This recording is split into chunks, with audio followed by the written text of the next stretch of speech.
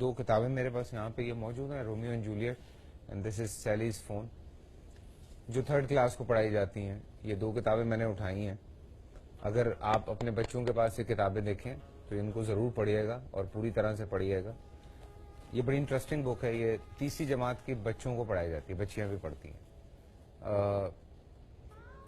یہ میں جب پڑھ رہا تھا تو مجھے ایسا لگا جیسے میں کوئی 15+ فلم دیکھ رہا ہوں, بیکاز اس میں ایسی باتیں لکھی ہیں. 3ری جماعت کا بچہ جو کہ شاید 7 سال کا ہوتا ہے یا 8 سال کا ہوتا ہے, اس کو یہ پڑھائی جا رہی ہے. اس کی حقیقت پہ ہم تھوڑی سی ڈسکس کرتے ہیں, لیکن بریک ہے, بریک سے واپس آتے ہیں. اور کچھ کتابیں ہیں یہاں پہ, میں اگر آپ کو سائنس کی بکس میں پڑھانا شروع کروں تو آپ لوگ پریشان ہو جائیں گے کہ اس میں کیا لکھا ہوا. اور اسلامیات میں 1-2 چیزیں ہیں جو میں آپ سے شیئر کروں گا. سو چیزیں آ رہی ہیں. میں اس کتاب کی بات کر رہا تھا. یہ کتاب سیلی کا فون گم جاتا ہے جی, اور اس کو اس کا فون نہیں ملتا, اور اس کے بعد اس لڑکی کو اس کتاب میں پڑھایا جا رہا ہے کہ اس کا جو بوائے فرینڈ ہے, جو اس لڑکی کا میاں نہیں, منگیتر نہیں, فیونسے نہیں, ہسبینڈ نہیں, جو اس لڑکی کا بوائے فرینڈ ہے, وہ اس کو کال کرتا رہتا ہے اور وہ اس سے مل نہیں پاتی. ٹرم بوائے فرینڈ لکھا ہوا ہے, the term boyfriend he, جی یہ بوائے فرینڈ لکھا ہوا ہے. Andrew is Sally's boyfriend. He has got a lot of money and beautiful and expensive cars.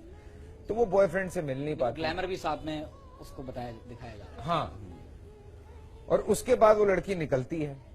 لڑکی نکل کے کہیں پہنچتی ہے, لنچ ٹائم ہوتا ہے, اس کی سہیلی اس کو کہتی ہے کہ چلو آج اگر بوائے فرینڈ نہیں ہے تو کوئی بات نہیں, ہم لوگ چلتے ہیں. تو وہ بار پہ جاتے ہیں. وہاں جا کے, hi Sally, look meet me at the bar Bogart, not the Cosmo bar. Okay, the bar Bogart is nearby. Bar Bogart Claire says that's nice. So وہ وہاں سے بار پہ جاتے ہیں. کہاں جاتے ہیں؟ بار پہ کیا ہوتا ہے؟ چائے ملتی ہے. بار پہ شاید بچوں کو بتایا جائے گا کہ وہاں چائے ملتی ہے. سو وہ وہاں پہ بات کرنے کے بعد بار پہ جاتے ہیں, جہاں پہ اس کی ملاقات ایک اور لڑکے سے ہوتی ہے. یہ پڑھا رہے ہیں ہم 8-9 سال کے بچے کو, 8 یا 9 سال بچوں کو ساتھ بٹھا کے.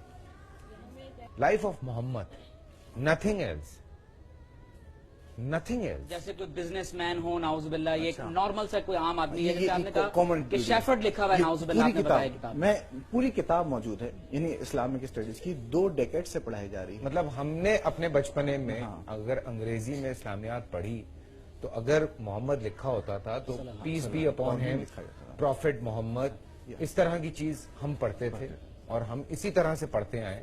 لیکن آج کا بچہ جو ہے وہ جس طرح سے پڑھ رہا ہے, ہماری ماؤں کو صرف ختیجہ لکھ دیا, بالکل, صرف عائشہ لکھ دیا, عمر, علی, صرف ہاں اس طرح سے نام لکھے ہوئے, نام لکھے, اور یہ پڑھایا جا رہا ہے. اور یہ کوئی نو مسلم ہے جس نے وہ کتاب لکھی ہے, اور پتہ نہیں. فیصل بھائی, اب آپ یہ ایک میں جملہ بس, یہ چند ایک چیز آپ یہ سلسلہ وہاں سے بیسیکلی شروع ہوا. آپ اندازہ کیجئے کہ سائنس چیک پوائنٹ نمبر 2, آپ ذرا موضوع دیکھیں, chapter number 6, reproduction in humans.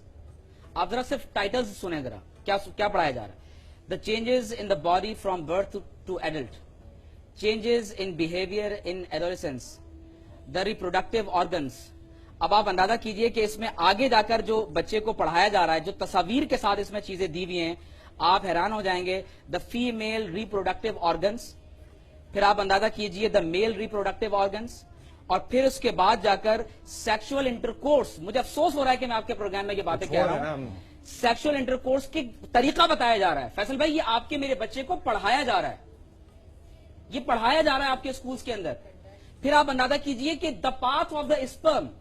مجھے آپ بتائیں کہ کیا یہ پاکستان کے آرٹیکل 31 کے اندر نہیں لکھا ہوا کہ پاکستان کا آئین اس بات کی ضمانت دیتا ہے کہ یہاں کے پاکستانی شہریوں کو اسلام کے مطابق زندگی گزارنے کے قابل بنایا جائے گا.